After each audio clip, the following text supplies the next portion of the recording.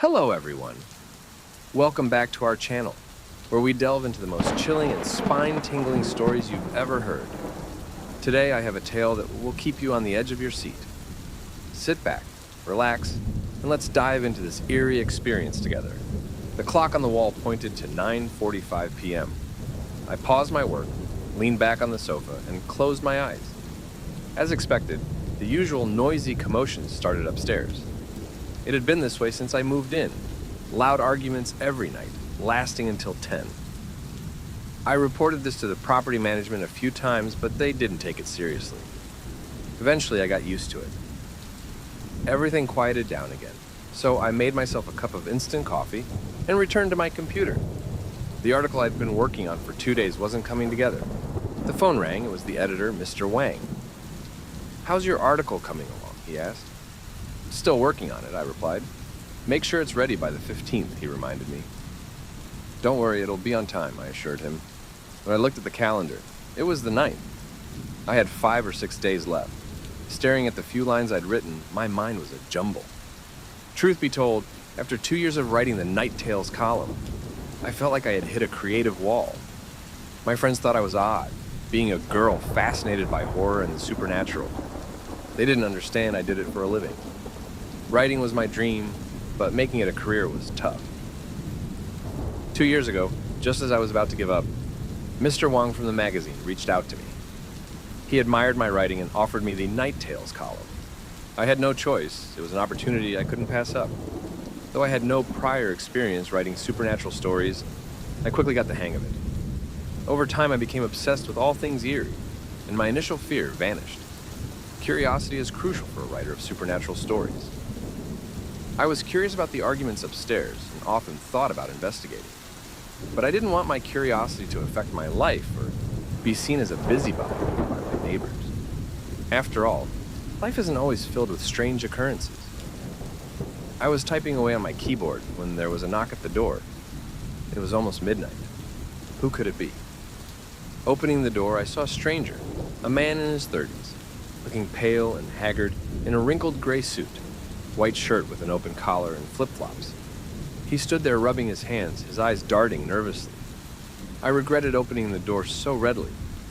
My voice trembled slightly as I asked, "Who are you looking for?"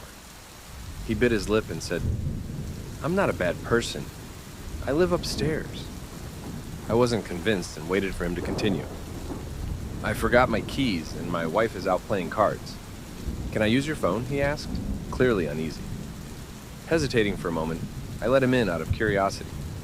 I pointed to the phone by the sofa and he began dialing. He kept glancing at me nervously, so I smiled to ease his tension. He got through and asked softly, "When are you coming back?" His voice then rose sharply.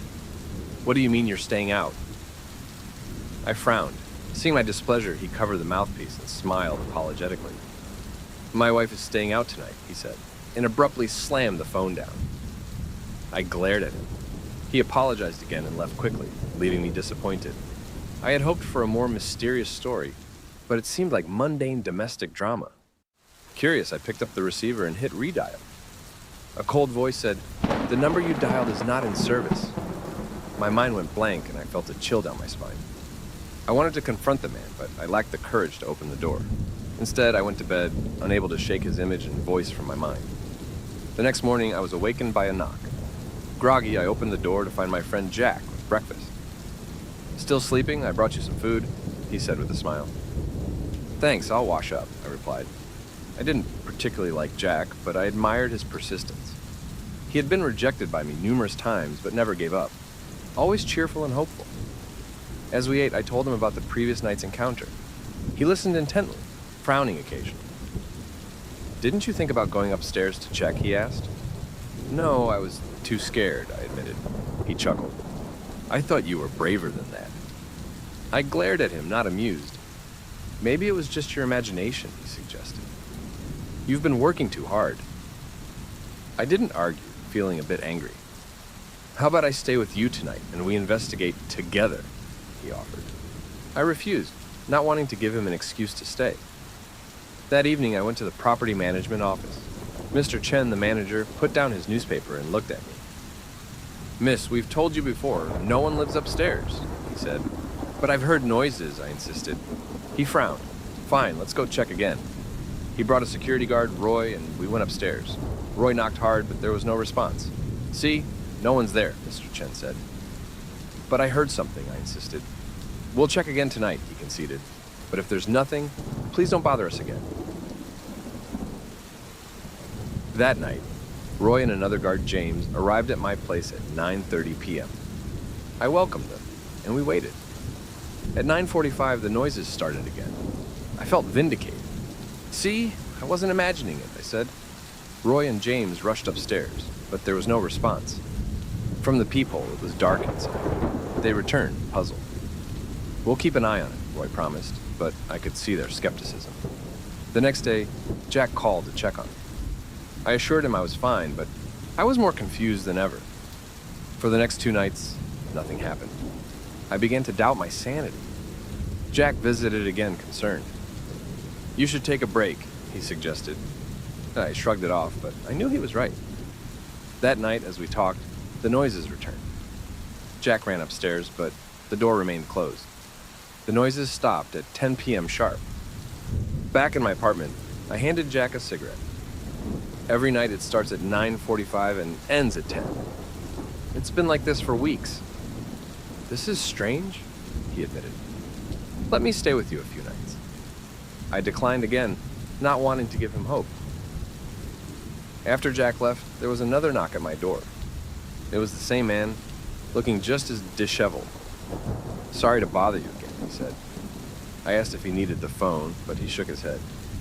My wife is out again. I invited him in, curious about his story. He seemed nervous, his hands constantly rubbing together. What's going on upstairs? I asked. He looked at me, his eyes filled with fear. It's not what you think. Before I could ask more, he abruptly left. The next day, I researched the building's history.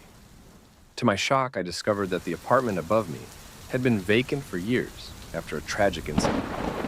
A couple had lived there, and the wife had died under mysterious circumstances. Since then, tenants reported strange noises and eerie occurrences. Determined to find answers, I decided to investigate further. I borrowed a recorder from Jack and set it up in my apartment. That night, the noises started again. This time, I recorded everything. The following morning, I played back the recording. The sounds were clearer than ever. Arguments, cries, and then a sudden silence. Jack listened with me, his face growing pale. We need to find out what's going on, he said. We decided to visit the apartment during the day. The door was unlocked and we stepped inside. The place was empty, but the air felt heavy and cold. In one corner, we found old photographs and letters, remnants of the couple who had lived there. The letters revealed a troubled relationship, filled with accusations and betrayals. As we were about to leave, I noticed a small door leading to an attic. We climbed up and found a diary.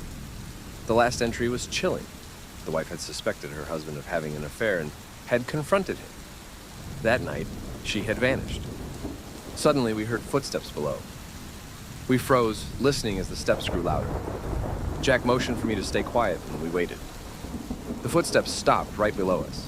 We held our breath, terrified. Then, a voice called out, "Who's there?"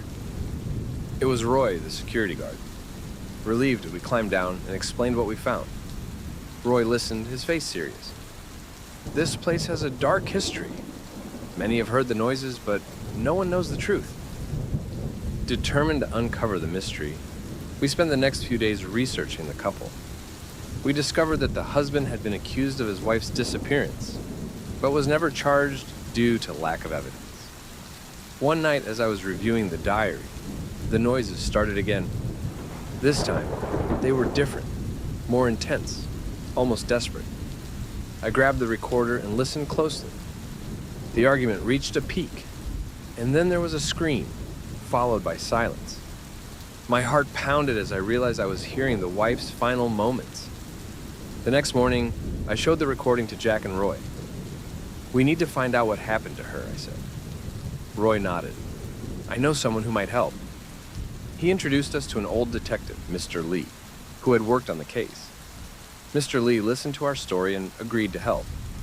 We revisited the apartment with Mr. Lee, who examined the letters and diary. The husband was hiding something, he said. We need to find out what.